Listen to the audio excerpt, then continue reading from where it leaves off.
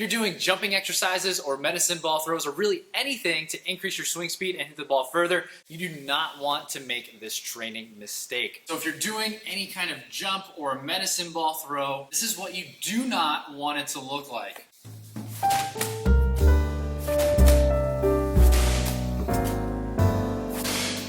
Don't know if you could tell, I'm not putting a full force effort into it. If you're not putting 100% effort into every single repetition, then you're honestly just wasting your time and you're not going to get the maximum benefit out of those drills. Anytime that you have a jumping exercise or a medicine ball throw, you want to make sure that you're performing it at high intensity with 100% effort every single time.